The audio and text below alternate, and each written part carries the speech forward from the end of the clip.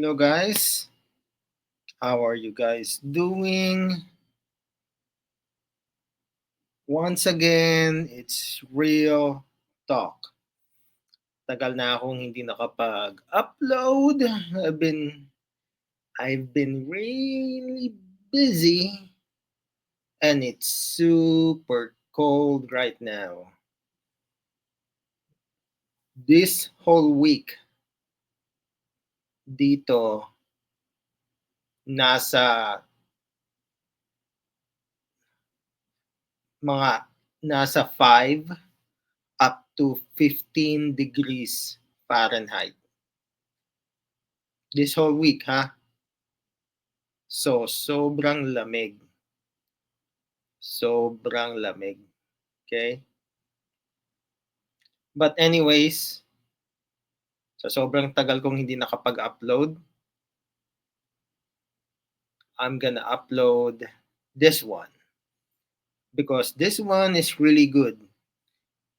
President Trump signed an executive order recognizing only two gender sa government. Okay? So, papakita ko lang. And magko-comment lang ako after ko pakita. This week, I will also end the government policy of trying to socially engineer race and gender into every aspect of public and private life.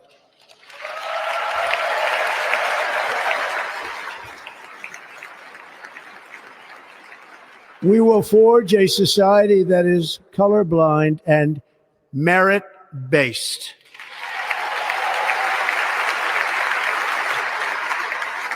As of today, it will henceforth be the official policy of the United States government that there are only two genders, male and female.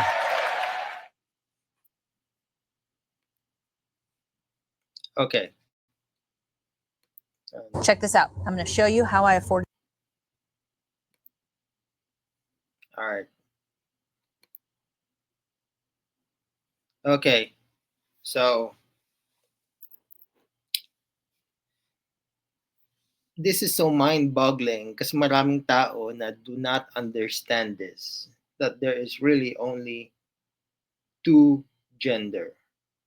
Okay? Whether you like it or not, you cannot change your gender. Whether you like it or not, there's really only two gender. Okay?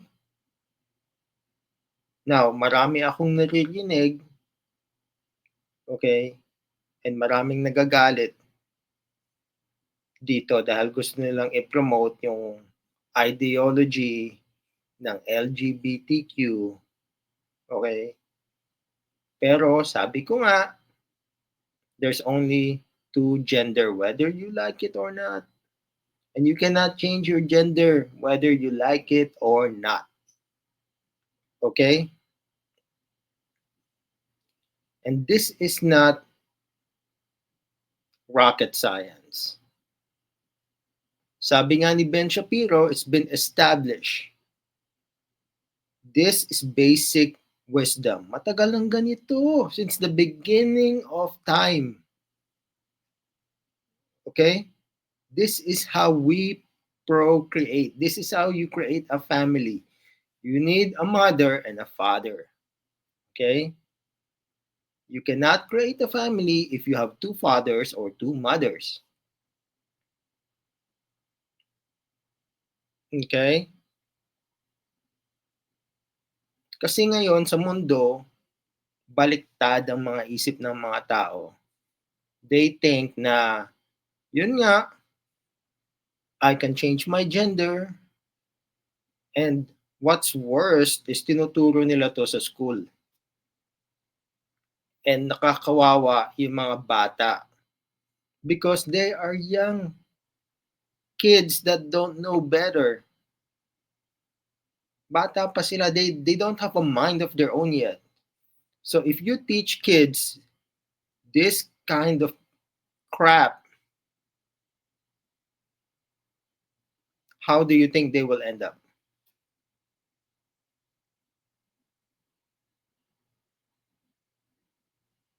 Hmm?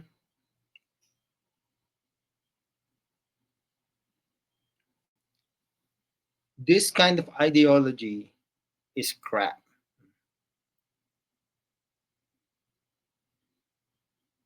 This will ruin society. Yung mga ganitong klase na maraming gender.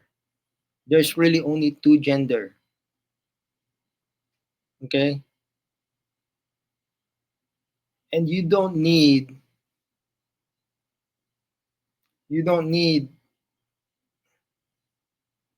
I mean, I believe in the Bible, pero you don't really need the Bible to promote this. You can promote this by looking at the family. You need a mother and a father and their children.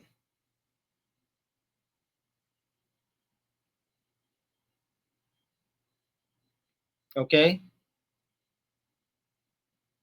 And this is what the basic unit of society is: a decent family. All families are not perfect. We are not perfect people. We have mistakes. We we have our own weaknesses and own strength,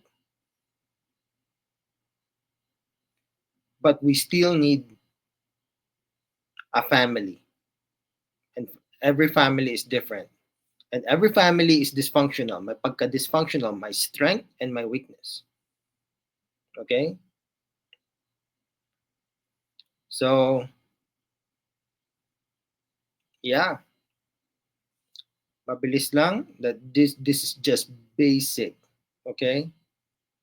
This is just basic. Buti nga, this is one thing that I like that's happening dito sa US is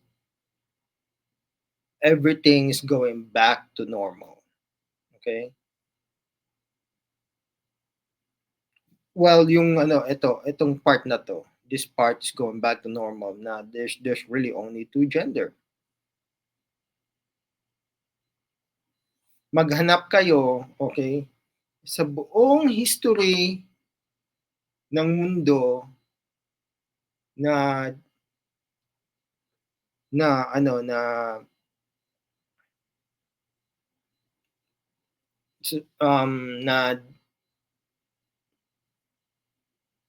that na nangyari to, yung ano, yung LGBTQ. Find LGBTQ families in there. Compare them to just regular basic family with a mother and a father. Compare them. See the difference. Okay? See for yourself. See what the strength and the weakness is. Kasi sabi nga ni Ben Shapiro, this families of having a mother and a father, it's been established for a long time. So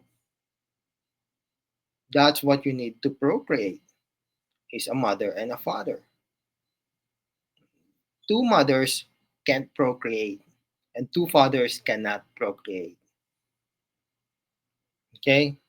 Now you can adopt, pero yung adopted child nyo still came from, you know, a boy and a girl. I mean, a male and female. So, yeah, yun lang naman. This is, like I said, this is basic.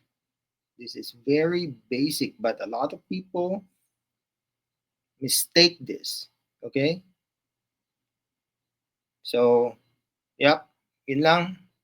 Peace out.